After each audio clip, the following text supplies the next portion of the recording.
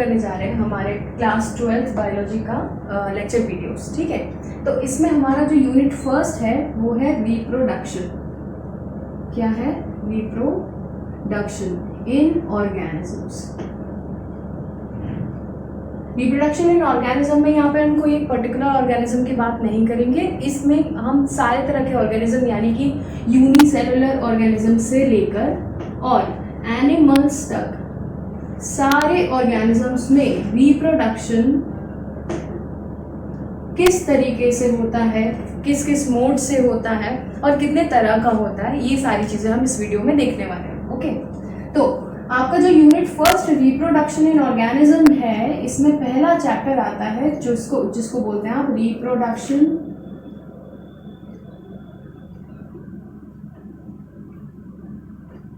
Second chapter आता है reproduction in flowering plants.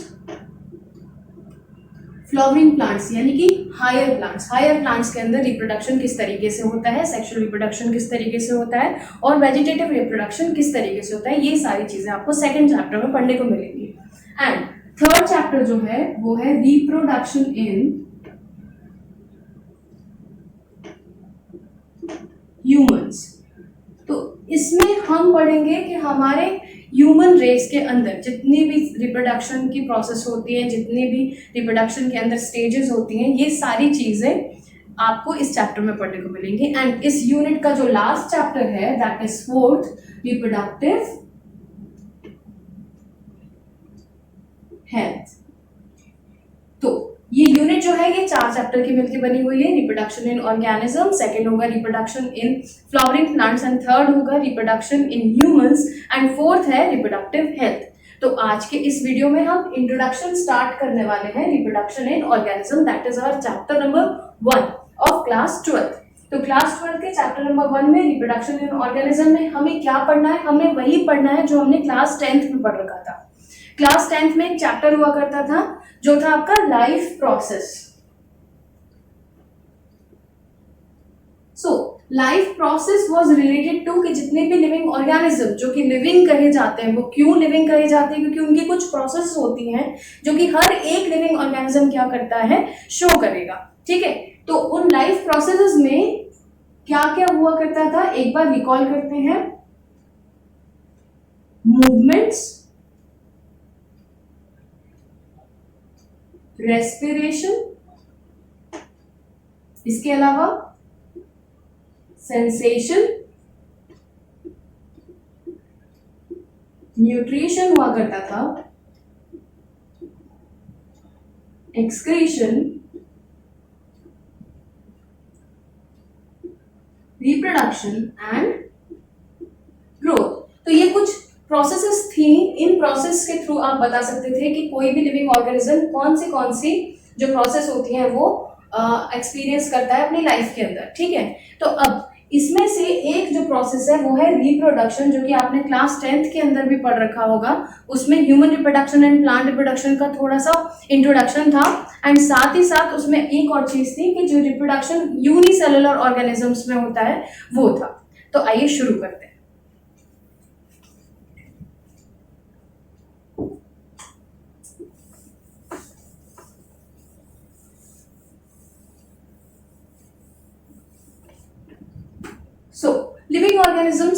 Living organisms वो होते हैं जो बर्थ लेते हैं और उनकी लाइफ एक डेफिनेट लाइफ स्पैन होता है और उसके बाद उनका क्या होता है, डेथ होता है, ठीक है। तो बर्थ, ये लाइफ स्पैन क्या होता है, बर्थ से लेकर डेथ तक का जो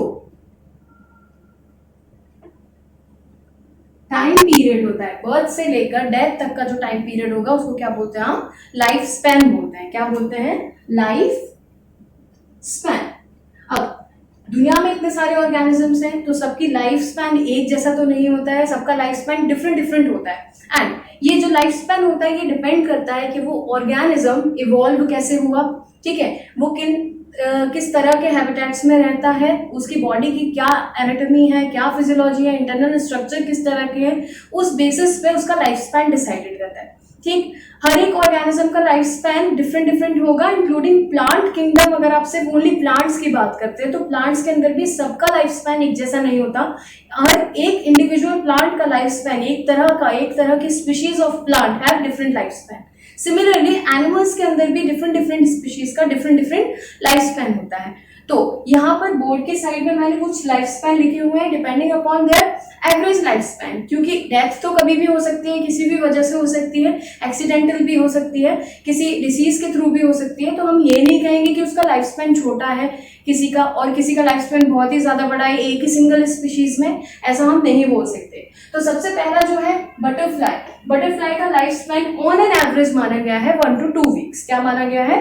1 to 2 वीक्स। इसी तरीके से फ्रूट फ्लाई, फ्रूट फ्लाई का जो लाइफ स्पैन है वो 30 डेज का होता है, यानी कि 30 डेज में एक फ्रूट फ्लाई पैदा होने के बाद उसका पूरा लाइफ का जो भी प्रोसेस होता है वो करके और वो डेथ हो जाती है।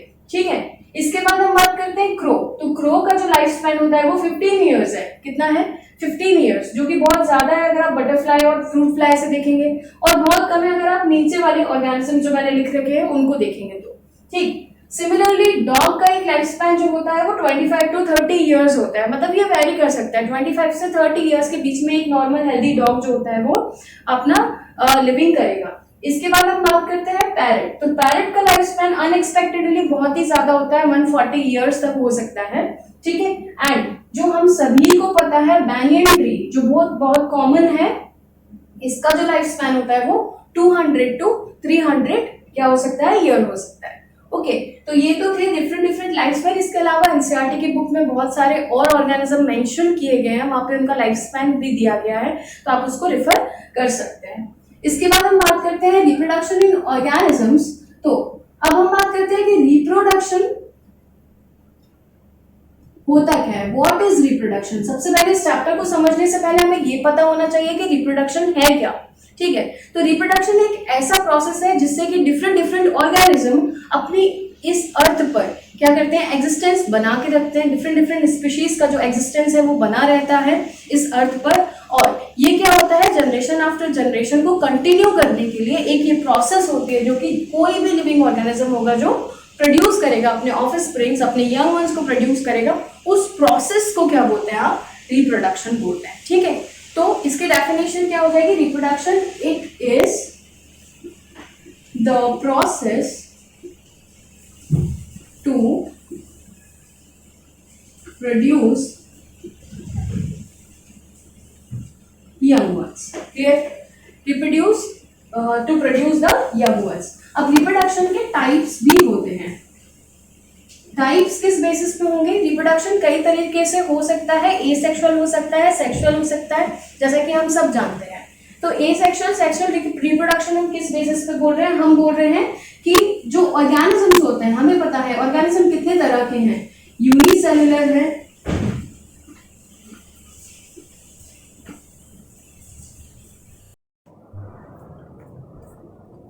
अब हम देखेंगे कि ऑर्गेनिजम्स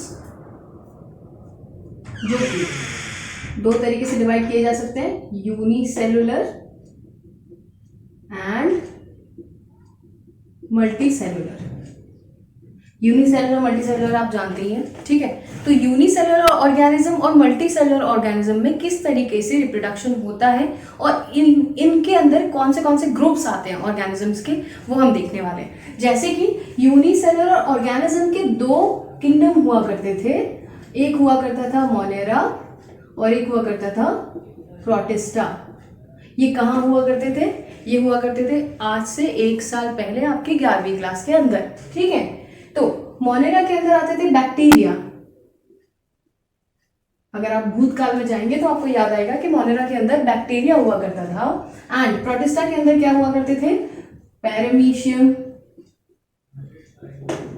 ठीक है, यूग्लिना, और भी बहुत सारे अगर आपको याद आ गए हो अब तक तो। नेक्स्ट हम मल्टीसेलुलर की बात करते हैं। तो मल्टीसेलुलर के अंदर फिर से कितने किंगडम आते हैं? 3 किंगडम। 5 किंगडम क्लासिफिकेशन था ना 11th में, तो वैसा ही 2 किंगडम तो ये हो गए जो कि यूनिसेलुलर ऑर्गेनिज्म में आ रहे हैं। मल्टीसेलुलर में आएंगे 3 किंगडम, जिसमें क्या होता है? एक होता है आपका फंजाई, एक होता है प्लांटे एंड एनिमेलिया। बिल्कुल सही। अब fungi, planting, animalia, Monera and protista, ये पांचों के पांचों एक दूसरे से डिफरेंट है। तो ये पांचों में एक ही प्रोसेस से रिप्रोडक्शन तो होगा नहीं, तो इनका जो रिप्रोडक्शन होता है वो डिफरेंट डिफरेंट होता है। तो डिफरेंट कैसे होता है? मोनेरा या बैक्टीरिया के अंदर प्राइमरी जो रिप्रोडक्शन होता है, मेन रिप्रोडक्शन होता है, वो किसके थ्रू होता है? Asexual reproduction. ठीक है। पैरामीशियम, यूग्लिना जो कि प्रोटिस्टा में आते हैं, इनके अंदर जो रिप्रोडक्शन होता है वो कैसा होता है? एसेक्सुअल। मेन क्या है? एसेक्सुअल। एंड कहीं कहीं पर सेक्सुअल रिप्रोडक्शन भी देखने को मिलेगा। सिमिलरली फंजाई के अंदर asexual and sexual equal ratio में देखने को मिलेंगे। मतलब बहुत सारी फंजाई होंगी जो सेक्सुअल एंड एसेक्सुअल रिप्रोडक्शन दोनों करती होंगी। ठीक है। नेक्स्ट हम बात करते हैं प्लांट्स। तो प्लांट्स को भी आप दो पार्ट में डिवाइड कर सकते हो, higher plants and lower plants. आप बताएंगे कि लोअर प्लांट्स में कौन से ऑर्गेनिज्म आते हैं?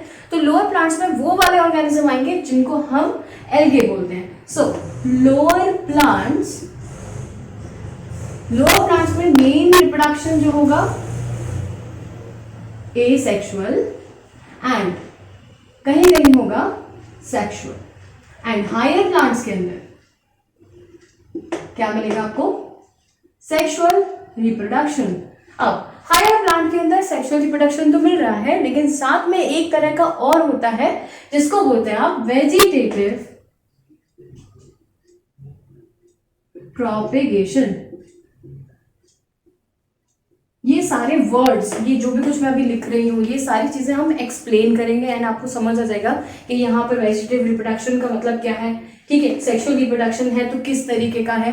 ठीक है। ए सेक्सुअल रिप्रोडक्शन है इन सभी के अंदर, तो ए सेक्सुअल भी एक जैसा नहीं होता है, वो भी डिफरेंट डिफरेंट होता है। तो जैसे जैसे हम लेक्चर को आगे बढ़ाएंगे वैसे आपको ये सारी चीजें पता लगती जाएंगी।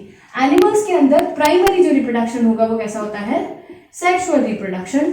एसेक्सुअल एनिमल, बहुत कम एनिमल्स जो होते हैं वो एसेक्सुअल रिप्रोडक्शन शो करते हैं, जिनमें से कौन होंगे? वो लोअर और एनिमल्स होंगे, लोअर फाइलम्स ऑफ एनिमल। तो लोअर एनिमल की कैटेगरी में बहुत सारे ऑर्गेनिज्म आते हैं, जैसे कि स्पॉन्ज होगा, ठीक है, जेलीफिश होगी, ये सारे। तो इनमें सेक्सुअल रिप्रोडक्शन के साथ साथ एसेक्सुअल रिप्रोडक्शन भी शो करते हैं। ये किस मेथड से करते हैं वो हम आगे देखेंगे। ठीक है। तो ब्रॉडली आपको समझ आ चुका होगा। तो अभी मैंने यहाँ पर दो टर्म की बात की है, टाइप ऑफ रिप्रोडक्शन हम बात कर रहे हैं। तो टाइप ऑफ रिप्रोडक्शन मैंने दो टर्म लिखे हुए हैं, एक है सेक्सुअल और एक है एसेक्सुअल। तो सबसे पहले इनका डिफरेंस जानते हैं। ठीक है।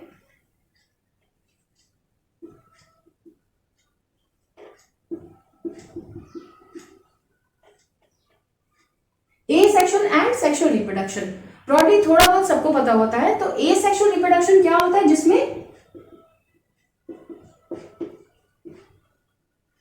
सिंगल पेरेंट ही आने वाली प्रोजेनी को क्या करता है? जन्म देता है। वो क्या होता है? Asexual reproduction. यानी कि यहाँ पर कोई और दूसरे ऑर्गेनिज्म की जरूरत नहीं पड़ेगी, कोई दूसरे पार्टनर की जरूरत नहीं पड़ेगी। एक सिंगल ऑर्गेनिज्म अपने आने वाली पीढ़ी को जन्म दे सकता है। ठीक है।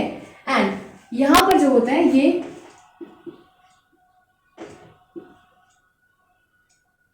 टू पेरेंट पार्टिसिपेट करते हैं। ठीक। एसेक्सुअल रिप्रोडक्शन की दूसरी चीज एक और क्या होती है? यहां पर जो ऑर्गेनिज्म है उसके अंदर क्या होता है? डिवीजन होगा, सेल डिवीजन होगा। सेल डिवीजन से ही एक सेल, एक मदर सेल दो डॉटर सेल में डिवाइड हो सकता है। समझ गए? यानी कि एक सेल था उसको तोड़ के दो सेल बना दिए, दो सेल डॉटर सेल कहे जाएंगे और जो पेरेंट सेल था वही डॉटर सेल में कन्वर्ट हो जाएगा। यानी कि यहाँ पर सेल क्या हो रहे हैं? टूट रहे हैं और नए नए ऑर्गेनिज्म में बन रहे हैं। ठीक है। तो यहां पर हम बात करते हैं, यहां क्या होता है? Cell division is the method of reproduction। या आप ये भी कह सकते हैं यहां पे क्या होता है? फिशन होता है। फिशन यानी कि टूटना। ठीक है। अब हम बात करते हैं किसकी? सेक्सुअल रिप्रोडक्शन की। तो सेक्सुअल रिप्रोडक्शन में क्या होता है? गैमेट फॉर्मेशन होगा। मेल है, मेल गैमेट बनाएगा, फीमेल है, फीमेल गैमेट बनाएगा, मेल गैमेट और फीमेल गैमेट क्या होगा? फ्यूज हो जाएगा। तो क्या बनेगा? जाइगोट बनेगा और जाइगोट से क्या बनेंगे? हम बनेंगे। ठीक है। तो यहां पर क्या होते हैं? गैमेट फॉर्मेशन होता है। Gamete formation. And gamete formation के बाद यहां पर क्या होता है, गैमेट फ्यूजन होगा।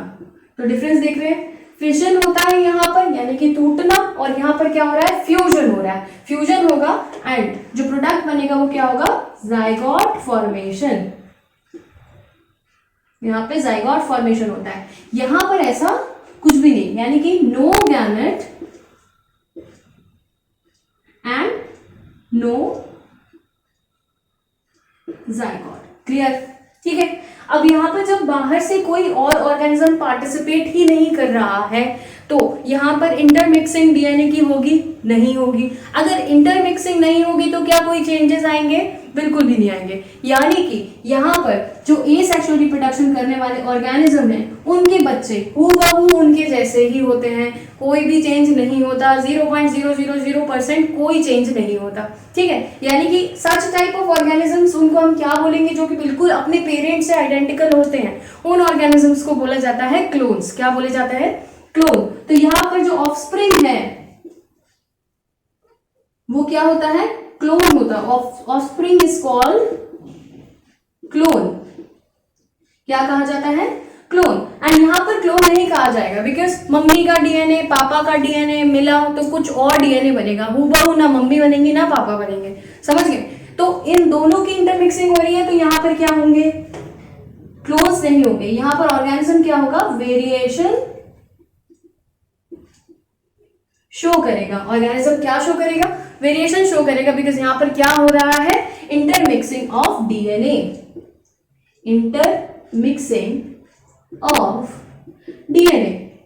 यहां पर इंटरमिक्सिंग ऑफ डीएनए होता है, यहां पर नो इंटरमिक्सिंग। ठीक है, समझ गए जी। अब हम बात करते हैं कि यहाँ किस किस में ये देखने को मिलेगा, एसेक्सुअल, और किस में देखने को मिलेगा, सेक्सुअल। तो आपके यहाँ पर मैंने साइड में लिख रखा है कौन से तरह के organism asexual reproduction primary show करते हैं, किस तरह के organism sexual reproduction primary show करते हैं। ठीक है, अगर कोई आपसे बोले कि एनिमल रिप्रोडक्शन हमेशा सेक्सुअल होता है तो नहीं होता, बिकॉज एनिमल की कैटेगरी में सिर्फ ह्यूमंस या मंकीज या एलिफेंट्स यही नहीं आते हैं। एनिमल की कैटेगरी में स्पॉन्जेस भी आते हैं, ठीक है, जेलीफिश भी आते हैं, और प्लैनेरिया भी आता है जो कि प्लैटिहेल्मिन्थीज में है। ठीक है, तो ये सारे एनिमल्स जो होते हैं लोअर फाइलम्स में आएंगे, एंड लोअर फाइलम्स जो एनिमल होते हैं वो क्या शो करेंगे, एसेक्सुअल भी शो करते हैं। तो ये क्या है, डिफरेंट डिफरेंट एनिमल्स के हिसाब से या ऑर्गेनिजम्स के हिसाब से डिफरेंट मोड ऑफ रिप्रोडक्शन होगा। ओके, ठीक है। तो आज हमने क्या क्या पढ़ा, ये समझ आ गया आपको रिप्रोडक्शन क्या होता है, ये समझ आ गया टाइप ऑफ रिप्रोडक्शन क्या होता है, कितने तरीके से होता है और किन किन ऑर्गेनिजम्स में मिलेगा। लाइफ स्पैन क्या होता है, बर्थ से लेकर डेथ तक का समय जो कि एक ऑर्गेनिज्म इस दुनिया में आके व्यतीत करता है उसको क्या बोलते हैं आप, लाइफ स्पैन बोलते हैं। ठीक है, तो कल के हम वीडियो में क्या पढ़ेंगे, कल के लेक्चर में हम पढ़ेंगे आपको एसेक्सुअल रिप्रोडक्शन और उसके टाइप्स। एसेक्सुअल रिप्रोडक्शन क्या है, उसके कितने तरह के टाइप्स होते हैं, कौन से ऑर्गेनिजम्स उसको शो करेंगे, और with example and diagrams. Okay, तो कल के वीडियो में इसको हम आगे कंटिन्यू करेंगे। Thank you.